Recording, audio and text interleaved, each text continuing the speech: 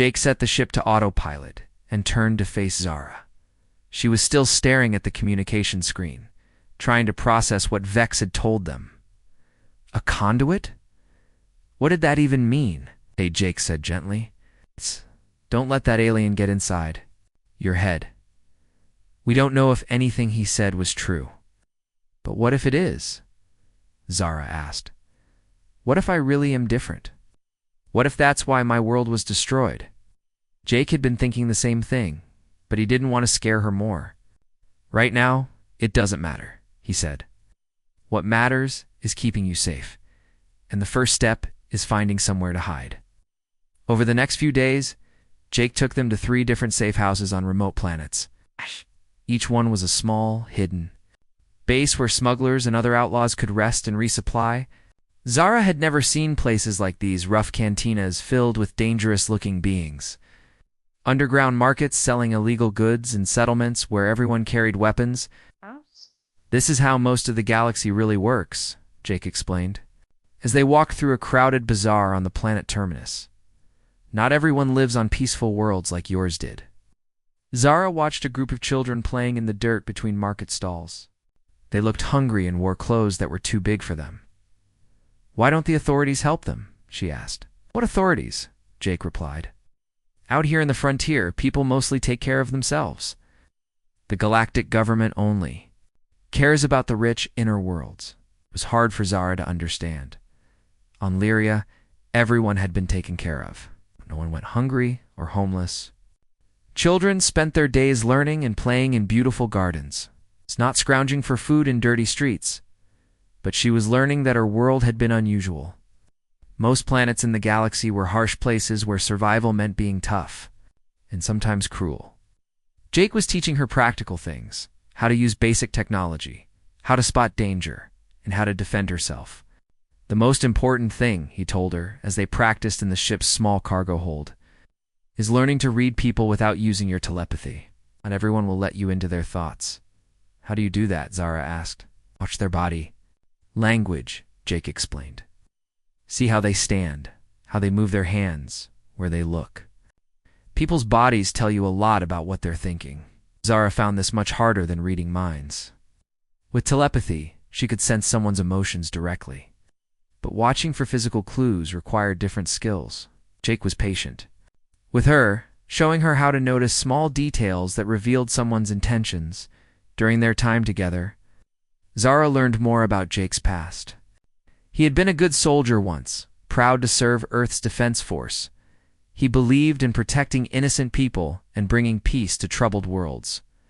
What happened on Kepler 7? Zara asked one evening as they shared a simple meal in the ship's tiny kitchen. Jake's face grew dark. It was quiet for a long time before answering. There was a civil war, he finally said. 2 groups fighting for control of the planet. My unit was sent to protect civilian refugees while they evacuated. Sounds like good work, Zara said. It should have been, Jake agreed.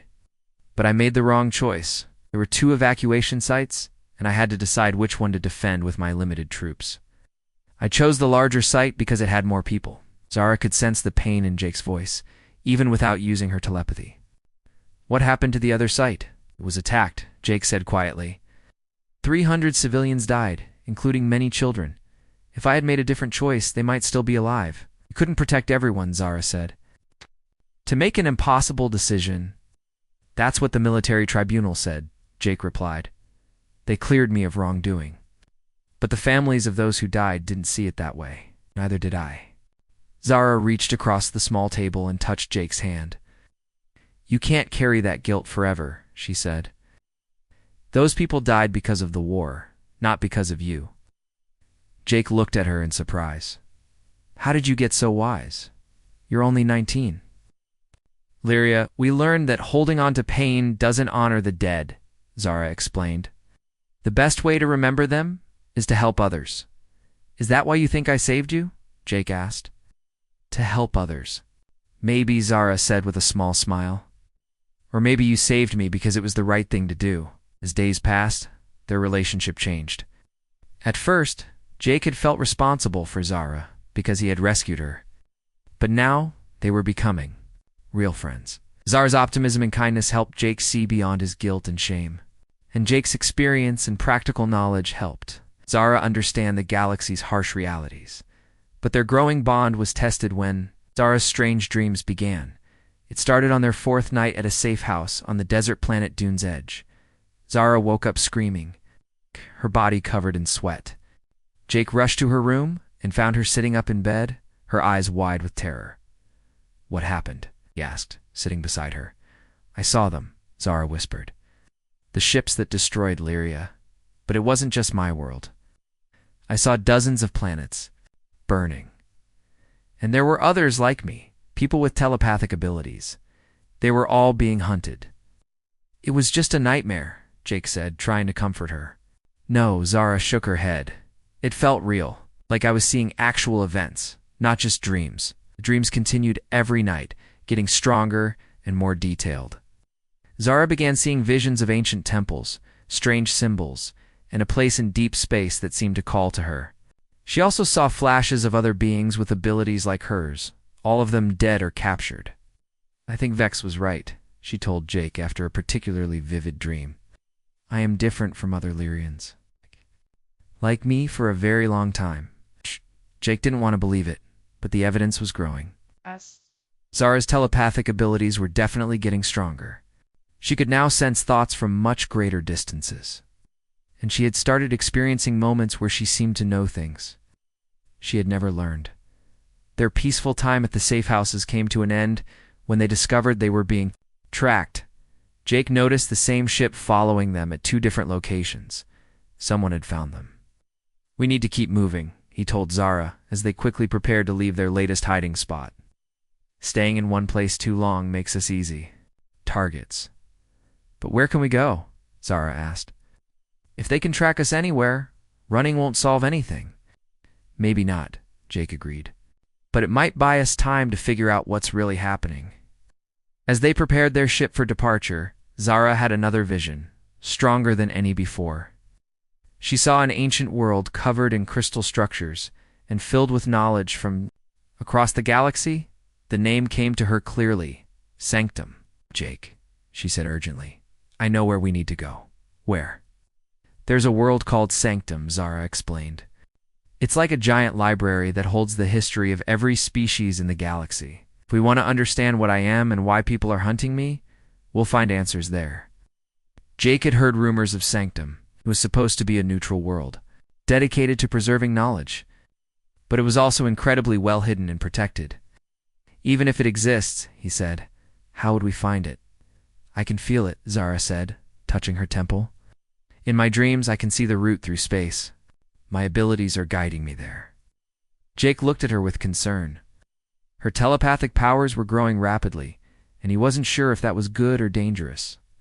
But they were running out of options. Their pursuers were getting closer, and hiding was only a temporary solution. "All right," he decided, "we'll go to Sanctum. But if this is a trap, or if your visions are being influenced by someone else, we could be walking into serious trouble." "I know," Zara said. "But I also know that running forever isn't really living. If I'm supposed to be something special, I need to understand what that means." As they launched their ship and set course for the coordinates from Zara's visions, neither of them noticed the small tracking device that had been attached to their hull during their last stop. Their enemies were still following, waiting for the right moment to strike. But Jake and Zara had changed during their time together. Oh my. Jake was no longer the guilt-ridden ex-soldier who just wanted to hide from his past. He had found a purpose in protecting Zara and helping her discover her destiny. And Zara was no longer the frightened girl who had been sold at auction. She was becoming someone stronger, someone willing to face unknown dangers to learn the truth about herself. Their journey to Sanctum would test both of them in ways they couldn't imagine. But they would face those challenges together, as partners who had learned to trust each other completely. The ship jumped into hyperspace, carrying them toward answers that would change everything they thought they knew about Zara's abilities. And the forces that opposed them, behind them, their enemies followed, preparing for a confrontation that would determine not just their fate, but the future of telepathic beings throughout the galaxy. Zara's eyes opened slowly in the cold metal room. Her head hurt, and everything felt fuzzy. The last thing she remembered was running through the burning streets of her home planet. Lyria, the sky had been filled with strange ships and people were screaming everywhere. Now she was somewhere completely different. The walls around her were gray and dirty. Dim light flickered above her head. She tried to move but realized her hands were locked in metal chains. Her heart started beating fast as she looked around the small space. This wasn't home. This wasn't the beautiful, peaceful world she grew up on. Lyria had gardens everywhere, with flowers that glowed softly in the evening. The air always smelled sweet, and people spent their days learning and sharing stories. Zara had been studying ancient texts in the great library when the attack happened. The door to her cell made a loud noise as it opened. A tall, thin creature walked in. He had 4 arms and yellow eyes that looked at her like she was just an object. Behind him came a shorter being with blue skin who carried a strange device. "This one is awake," the tall creature said in a voice that sounded like metal. "Scraping metal. Good. The buyers don't like them sleeping during the show." Zara tried to speak, but her throat felt dry and scratchy. Where am I?" she finally managed to whisper. The blue-skinned being laughed. "You're on Nexus Prime, little one, and you're about to make us very rich." He pressed something on his device, and Zara felt a shock of pain run through her neck. She reached up and felt a metal collar that she hadn't noticed before. "That's an inhibitor," the tall creature explained. "It keeps your telepathic abilities locked away. Can't have you reading minds or influencing buyers, can we? Telepathic abilities?" Zara had always been good at understanding how people felt, but she never thought it was anything special. On Lyria, everyone was naturally empathetic. They could sense each other's emotions and thoughts to some degree. It was just normal. "Please," Zara said, her voice getting stronger. "I need to go home. My family might still be alive. I have to find them." The 2 creatures looked at each other and laughed again. Little Gorn said, "Little girl, there is no home. Lyria is gone. Nothing but space dust now." The words hit Zara like a physical blow. Gone? Her entire world? Her parents, her friends, the beautiful libraries and gardens, all of it? She felt tears running down her face, but the creatures didn't seem to care. "Don't cry," the tall one said, though his voice had no kindness in it. "You're one of the lucky ones. You survived. And now you're going to live a new life serving someone who can afford you." They forced her to stand up and walk down a long hallway. Other cells lined the walls, and Zara could hear crying and whimpering coming from behind the doors. She wasn't the only one who had been taken from their home. They brought her to a room where other beings were being cleaned and prepared. Zara watched in horror as she realized what was happening. They were all being made ready to be sold. Like objects. Like things that could be owned. A mechanical arm sprayed her with cold water and some kind of cleaning solution. Then another machine scanned her body with bright lights. She heard voices talking about her appearance, her age, her species. They spoke about her like she wasn't even there. "Lyrian female, 19 standard years," one voice said. "No obvious damage. Telepathic abilities confirmed, but currently suppressed. This one should fetch a high price." Zara wanted to scream, to fight, to run away. But the collar around her neck made her feel weak and confused. Without her natural abilities, everything felt muted and strange. She'd never realized how much she relied on sensing other people's emotions until that connection was cut off. Meanwhile, in another part of the station, a human named Jake was having his own problems. His ship had just docked at Nexus Prime, and he was already regretting coming here. The place was known throughout the galaxy as a hub for illegal activities, but his contact had insisted they meet here. Jake had been a soldier once, fighting for Earth's Defense Force. He had believed in protecting innocent people and keeping peace in the galaxy. But 3 years ago, everything went wrong during a mission on Kepler 7. People died because of his decisions. Good people, innocent people. Now, he just tried to stay alive by taking small smuggling jobs. Nothing too dangerous, nothing that would hurt anyone. At least that's what he told himself. His contact, a shifty trader named Vex, had hired him to pick up some valuable cargo from Nexus Prime. Jake assumed it would be stolen technology or rare minerals. He never imagined it would be something else entirely. As Jake walked through the crowded corridors of the station, he saw all kinds of beings from across the galaxy. Some were traitors, some were criminals, and some were just trying to survive in a harsh universe. The air smelled of recycled oxygen and too many different species living too close together. He found Vex waiting in a dark corner of a cantina. The alien had green skin and too many teeth, and he always made Jake feel uneasy. "Ah, Jake," Vex called out, waving him over. "Perfect timing. The auction starts in 1 hour." "Auction?" Jake asked, sitting down at the table. "I thought we were picking up cargo from a warehouse." Vex's smile got wider, showing even more teeth. "Oh, we were picking up cargo. Very special cargo, worth more than anything you've ever carried." Something in Vex's tone made Jake's stomach feel tight. "What kind of cargo are we talking about?" "The kind that can cook, clean, and follow orders without question," Vex said with a laugh. "The kind that never complains or asks for wages." The realization hit Jake like a punch to the gut. "You're talking about people, not people," Vex corrected. "Property. It's perfectly legal in this sector and very profitable." Jake stood up so fast. His chair fell over. "I don't transport people. I told you that when you hired me." Vex grabbed his arm. "Sit down, human. You already took my money, and you already signed the contract. You're going to that auction, and you're going to bid on lot number 47 like we agreed." Jake looked around the cantina.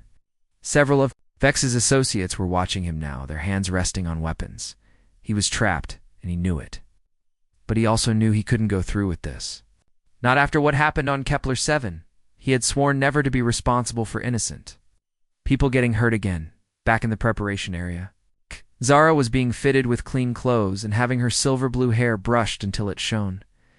She could hear the sound of a crowd gathering somewhere nearby. Her captors explained that she was about to be shown to potential buyers. Remember the tall creature told her? "Behave yourself.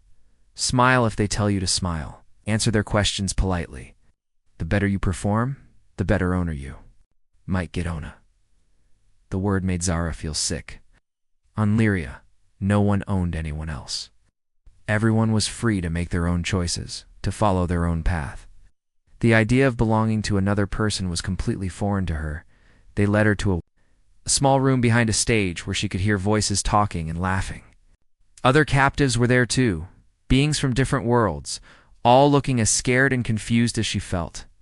Some were crying quietly. Others just stared at nothing with empty eyes. A bell rang and the auction began. One by one, the captives were brought onto the stage. Zara could hear the crowd calling out numbers, bidding on living beings like they were pieces of furniture. Each time someone was sold, her heart sank a little more. Then it was her turn. The guards pushed her toward the stage, and suddenly she was standing under bright lights, looking out at a crowd of creatures she had never seen before. They were all staring at her, evaluating her, deciding how much she might be worth to them. The auctioneer, a being with purple skin and multiple eyes, began describing her.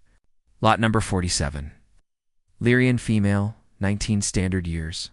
Highly intelligent species, naturally telepathic though currently suppressed. Never been owned before. The crowd murmured with interest. Several beings in the front row leaned forward. To get a better look at her, Zara felt like she might faint from fear and shame. "Bidding starts at 5,000 credits, the auctioneer announced. 6,000. Someone shouted from the crowd. 7,000. 10,000. The numbers kept getting higher, and Zara realized that her life was being decided by whoever was willing to pay the most. She closed her eyes and tried to remember her home, her family, the peaceful gardens of Lyria. But those memories felt like they belonged to someone else now. In the crowd, Jake watched in horror as the auction continued. He had managed to slip away from Vex's associates and was now standing in the back of the room, trying to figure out what to do. He couldn't just walk away and leave these people to their fate, but he also couldn't save them all. Then he saw Zara on the stage, and something inside him broke. She looked so young, so frightened. She reminded him of the civilians he had failed to protect on Kepler 7. This was his chance to do something right for once. The bidding for Zara was getting intense. The price had reached 20,000 credits, and several buyers were still competing. Jake knew he didn't have that much money, but he had something else. He had explosives. As the auctioneer was about to declare Zara sold to the highest bidder, Jake made his decision. He activated the small charges he always carried for emergencies and threw them toward the ceiling of the auction hall. The explosions weren't meant to hurt anyone. It's just to create chaos and confusion. Smoke fill. Jake grabbed Zara's hand and pulled her through the smoke-filled auction hall. People were screaming and running everywhere. Security alarms were going off and red lights were flashing. The explosions had worked perfectly. Everyone was too confused to stop them, but Zara was terrified. This strange human had just grabbed her, and she didn't know if he was trying to help or hurt her. Without her telepathic abilities, she couldn't sense his intentions. The metal collar around her neck made everything feel cloudy and wrong. "Wait," she said, trying to pull away from him. "Who are you? What do you want?" Jake stopped running for a moment and looked back at her. Even in the chaos, he could see the fear in her silver eyes. "My name is Jake," he said quickly. "I'm trying to get you out of here. Those people were going to sell you like you were a thing, not a person." "I don't know you," Zara said, her voice shaking. "How do I know you're not just another buyer?" Jake understood her fear. He reached into his pocket and pulled out a small tool. "This should help," he said, holding up a device that looked like a tiny key. "It's a collar remover. If I take that thing off your neck, you'll be able to sense my thoughts. Then you'll know I'm telling the truth." Zara stared at the device. The collar had been making her feel sick and weak since they put it on her. "You can really remove it?" "I used to be a soldier," Jake explained as he worked on the collar's lock. "We learned how to disable these things in case we ever got captured." The collar clicked and fell to the ground. Suddenly, Zara felt like she could breathe again.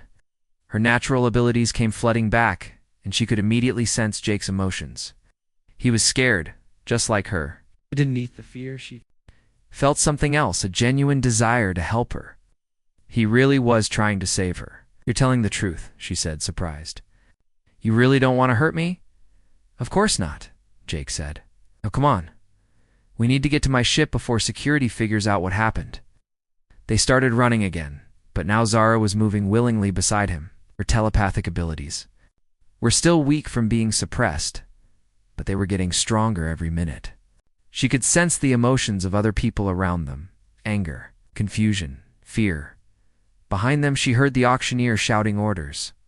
"Find them. That human just stole valuable property. 5,000 credits to whoever brings them back."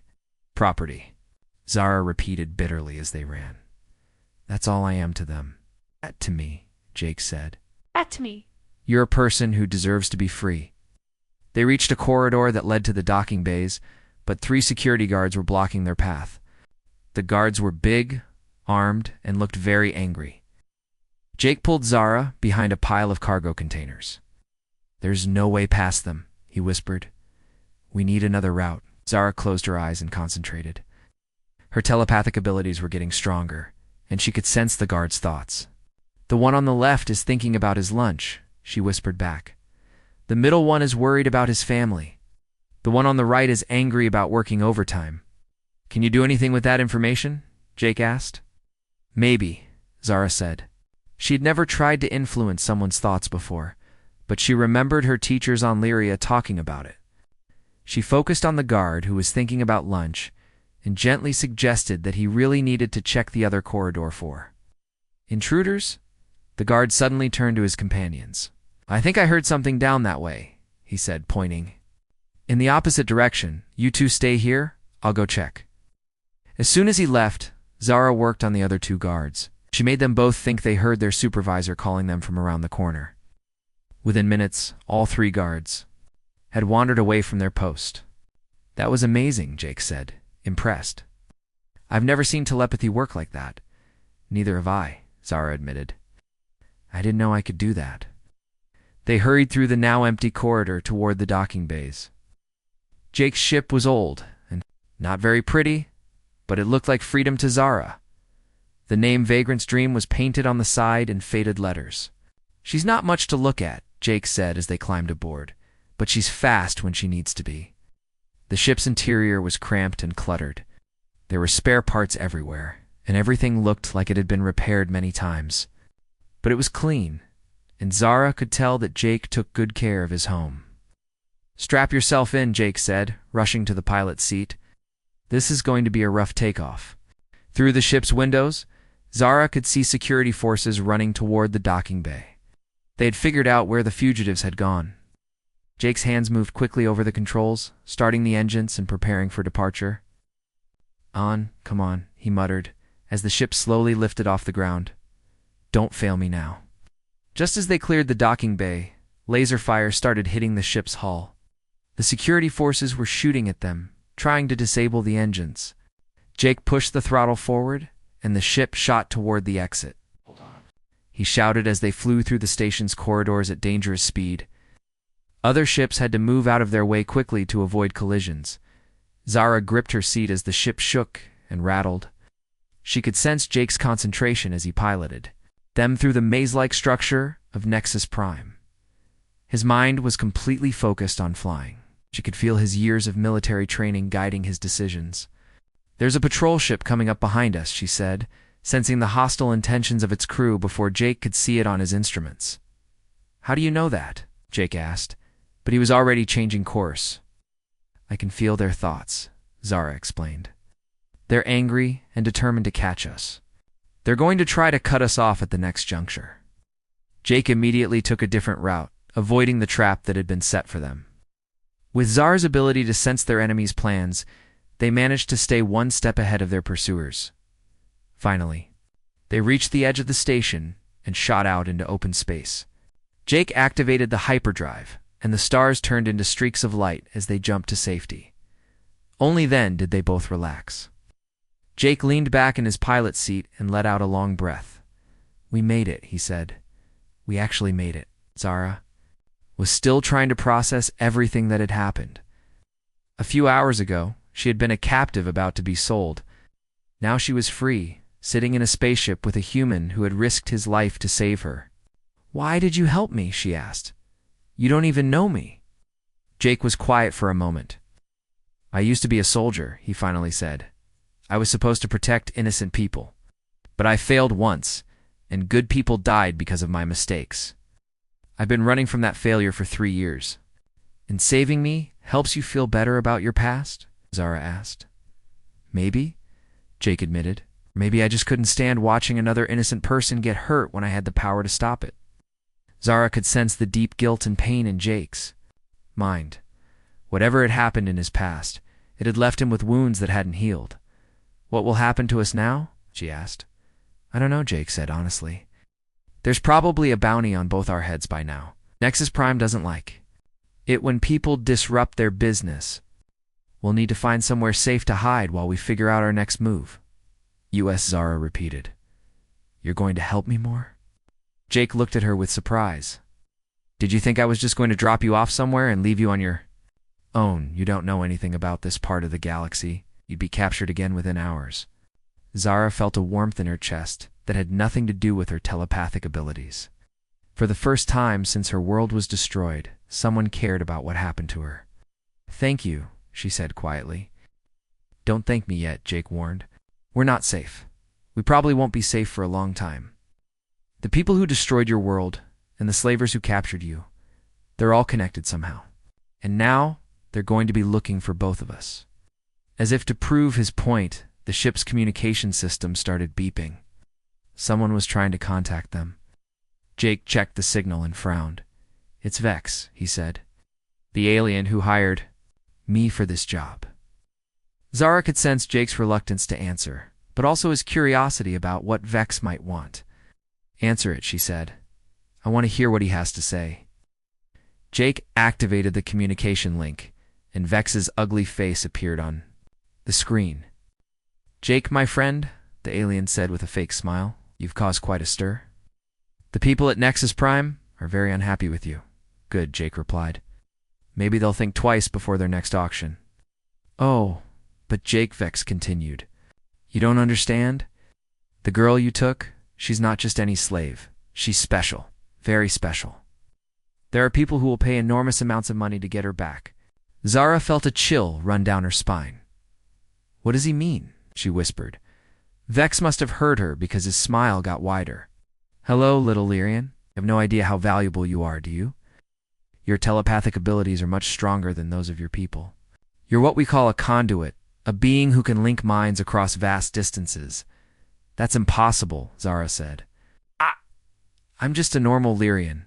Normal Lyrians can't influence thoughts like you did with those guards," Vex pointed out. "Normal Lyrians can't sense enemies through solid walls. You're something much more special, my dear, and that makes you worth a fortune to the right buyers." Jake cut off the communication before Vex could say anything else. He turned to look at Zara, who... The planet's sanctum looked nothing like Zara had expected. As their ship approached, she saw massive crystal structures reaching up from the surface like frozen lightning. The entire world seemed to glow with a soft blue light that pulsed gently. "Like a heartbeat. It's beautiful," she whispered. Pressing her face against the ship's window, Jake was checking his instruments with a worried expression. "It's also heavily shielded," he said. "I'm reading defense systems that could destroy our ship in seconds. How are we supposed to land?" Zara closed her eyes and concentrated. In her mind, she could feel the planet calling to her. "Follow the crystal formations," she said. "There's a safe path between the tall ones on the northern continent." "You can sense all that from up here?" Jake asked, amazed. "It's like the planet knows me," Zara replied. "Or like I've been here before, even though I know I haven't." Jake followed her directions, carefully piloting their ship between the towering crystal structures. As they descended, the crystals began to sing, a low, harmonious sound that seemed to welcome them. Other ships might have been destroyed by the planet's defenses, but somehow Sanctum recognized Zara as someone who belonged there. They landed in a clearing, surrounded by smaller, crystal formations that looked like trees made of pure light. The moment they stepped outside, Zara felt a rush of knowledge flowing into her mind. It wasn't overwhelming like her visions. Instead, it felt like remembering something she had always known. "This way," she said, leading Jake toward a building that seemed to be carved from a single, enormous crystal. Inside, they found corridors lined with floating displays showing information from thousands of different worlds. Holographic images showed the history of various species, their languages, their cultures, and their achievements. It was like walking through the memory of the entire galaxy. "Welcome, Conduit," a voice said behind them.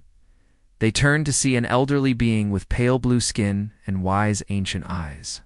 She wore simple robes and moved with the grace of someone who had lived for centuries. "I am Kipanea," the being said. "I have been waiting for you to arrive, Zara of Lyria." "You know who I am?" Zara asked. "I know what you are," Naya replied. "Come. There is much you need to learn, and little time to learn it." She led them deeper into the crystal building, to a chamber filled with glowing orbs that floated in the air like tiny stars. Each orb contained information about different aspects of galactic history. "Your people, the Lyrians, were not the first conduits," Naya explained. "Throughout history, certain individuals have been born with the ability to link minds across vast distances. They can connect different species, allowing them to share thoughts and emotions as if they were one people." "But why would anyone want to destroy people with that ability?" Zara asked. Naya gestured to one of the floating orbs, and it projected images into the air. Zara saw ancient battles, entire worlds consumed by war, and beings filled with hatred. For anyone different from themselves? "There are those who profit from conflict," Naya said. "When species fight each other, certain groups become wealthy and powerful. They sell weapons, control trade routes, and manipulate governments. Conduits threaten their power because they can bring peace. So they hunt us down," Zara said, understanding flooding through her. "For over 3,000 years, an organization called the Shadow Syndicate has been systematically eliminating conduits," Naya continued.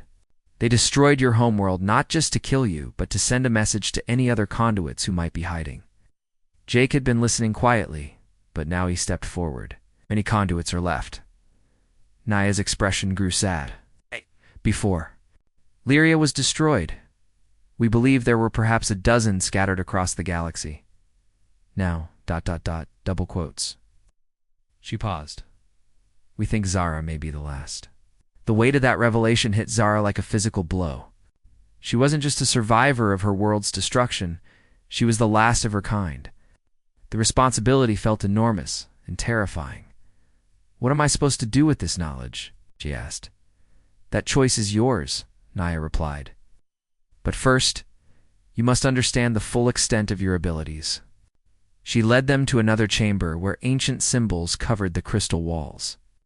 As Zara looked at them, the symbols began to glow and rearrange themselves into patterns she could somehow read. "This is the location of the convergence point," Naya explained. "A place in deep space where your ancestors once attempted to unite all sentient species in understanding. The attempt failed because they tried to force unity instead of offering choice. Could it work now?" Zara asked. "Perhaps," Naya said, "but the process would require immense power. Power that might ... double quotes.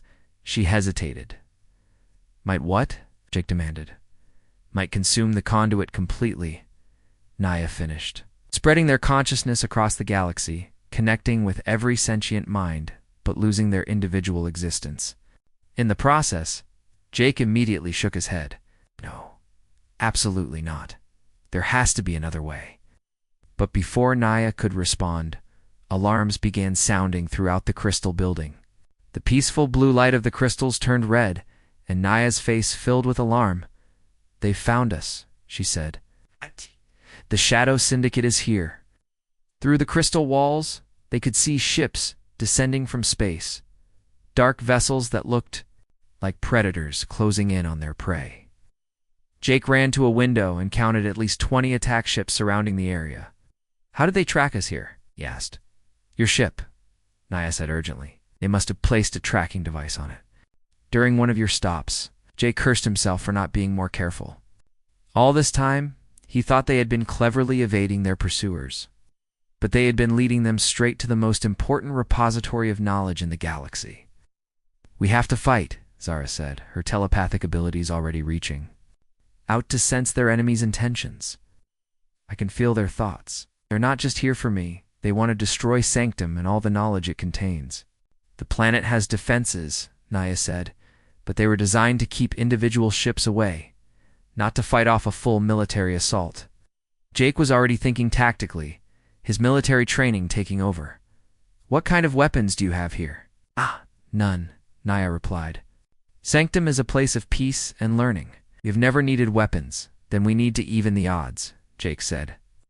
He turned to Zara. "How far can your abilities reach now?" "I don't know," Zara admitted. "They've been getting stronger every day." "Can you connect with the pilots of those ships? Maybe make them see reason?" Zara concentrated, reaching out with her mind toward the approaching vessels.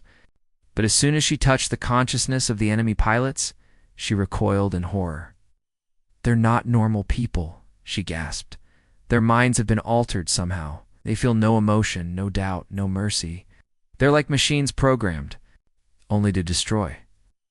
"The Shadow Syndicate has been experimenting with mind control," Naya explained grimly. "It creates soldiers who cannot be reasoned with or turned from their purpose." Jake grabbed Zara's hand.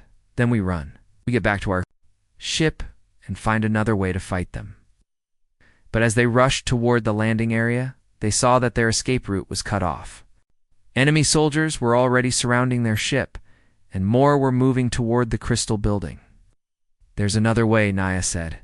"The archive cores deep beneath the planet. If you can reach them, you might be able to access the accumulated knowledge of every conduit who came before you." "What good will that do?" Jake asked, as laser fire began hitting the building around them. "It will show you how to use your full power," Naya told Zara. "Not just to read minds or influence thoughts, but to coordinate multiple beings across vast distances. You could link the consciousness of everyone on this planet and turn them into a unified defense force." "But I've never done anything like that," Zara protested. "You have the power," Naya insisted. "The question is whether you have the courage to use it." Outside, the enemy forces were getting closer. Jake could hear the sound of crystal walls being shattered by heavy weapons. Time was running out. "I'll try," Zara decided. "But I'll need protection while I access the archive cores." "Leave that to me," Jake said. checking his weapons. I may not be able to stop all of them, but I can slow them down. They raced through collapsing corridors as the building shook under enemy fire. Naya led them to a hidden elevator that descended deep into the planet's core. As they dropped through layers of crystal and stone, Zara could feel the accumulated wisdom of countless generations calling to her. Remember, Naya said, as the elevator stopped, you're not just fighting for yourself. You're fighting for the future of understanding between all species. Zara nodded and stepped into the archive chamber, a vast space filled with millions of glowing data cores. As soon as she touched the central console, knowledge began flowing into her mind. She saw the history of every conduit who had ever lived, their successes and failures, their hopes and fears, and for the first time, she understood exactly what she was capable of. Above them, Jake prepared to make his stand against impossible odds, while Zara dove deep into the collective memory of her people. Searching for the power to save not just Sanctum, but the future of peace in the galaxy, deep in the archive chamber, Zara felt the knowledge of thousands of conduits flowing through her mind. Their memories, their experiences, their understanding of telepathic power, it all became part of her in an instant. She finally understood what she truly was and what she could do. Above her, Jake was fighting for his life. The enemy soldiers had broken into the crystal building and were advancing toward the archive entrance. Jake had positioned himself at a narrow corridor where he could use his military training to hold them off, but there were too many of them. Come on, Zara, he muttered, firing at the approaching soldiers. Whatever you're doing down there, do it fast. Zara placed her hands on the central archive console and reached out with her mind. But instead of trying to control people like the Shadow Syndicate did, she offered them a choice. She gently touched the consciousness of every person. On Sanctum, the archive keepers, the researchers, even the maintenance workers. I need your help, she whispered into their minds. Not as your commander, but as your friend. Will you stand with me to protect this place? The response was immediate and overwhelming. Hundreds of beings throughout Sanctum willingly opened their minds to her, creating a network of connected consciousness unlike anything the galaxy had ever seen. Through their eyes, Zara could see everything happening on the planet at once. She saw Jake pinned down by enemy fire, wounded but still fighting. She saw Kipo Naya trying to protect the most important archives from destruction. She saw enemy soldiers placing explosive charges on the crystal formations that powered the planet's defenses. But now, she also saw something the enemy didn't. Expect every person on Sanctum working together with perfect coordination. Archive keepers who had never held weapons before suddenly knew exactly how to use the security systems. Researchers began activating ancient defensive mechanisms they had only read about in old texts. Maintenance workers started rerouting power to strengthen the crystal barriers. What's happening? Jake shouted as he noticed the enemy soldiers suddenly becoming confused and disoriented. I'm giving them a choice. Zara's voice echoed in his. Mind the same choice I'm giving you? Will you let me help coordinate your actions? Jake didn't hesitate. Do it. Suddenly, Jake's awareness expanded beyond his own body. He could sense the position of every enemy soldier in the building. He knew exactly when to move, when to shoot, when to take cover. It was like having the tactical awareness of an entire army focused through one person, but the enemy adapted quickly. The Shadow Syndicate had been planning this attack for a long time, and they had brought their most powerful weapon, a device that could disrupt telepathic connections. As they activated the device, Zara felt the network of minds she had created begin to weaken. The people of Sanctum started losing their coordination, and the enemy soldiers pressed their advantage. They're breaking our connection, Zara told Jake through their mental link. I need to try something else. She reached deeper into the archives. Knowledge and found what she was looking for, the location of the convergence point. According to the ancient records, it was a place in deep space where the barriers between minds were naturally thin. If she could get there, she might be able to create a permanent network that no device could disrupt. But there was a problem. The convergence point was thousands of light years away, and they were trapped on Sanctum with enemy forces closing in. That's when Zara remembered something else from the archive. Knowledge conduits weren't limited by physical distance. At full power, she could project her consciousness across the galaxy instantly. "Jake," she said urgently, "I know how to stop them, but you have to trust me." "What do you need me to do?" Jake replied, still fighting off soldiers in the corridor. "Above, I need you to protect my body while my mind travels to the convergence point. If anything happens to my physical form while I'm gone, I might not be able to come back." Jake felt a chill of fear. "How long will you be gone?" "I don't know," Zara admitted. "Maybe minutes, maybe hours. Maybe forever." Jake wanted to say no, to find another way that didn't risk losing her. But he could see through their mental connection that this was their only chance. "I'll keep you safe," he promised. No matter what. Zara closed her eyes and let her consciousness expand beyond her body. She felt herself traveling through space at impossible speed, past stars and planets, through nebulae and cosmic storms, until she reached a place where space itself seemed different. The convergence point looked like a web of pure energy stretching. Across a vast area of space, ancient conduits had built it as a meeting place for minds, a location where different species could come together in understanding. But as Zara approached it, she realized the terrible truth. The previous conduits had failed not because they lacked power, but because they had tried to force unity. They had attempted to make all species think the same way, removing the differences that made each culture unique. Zara understood now that true unity didn't mean making everyone identical.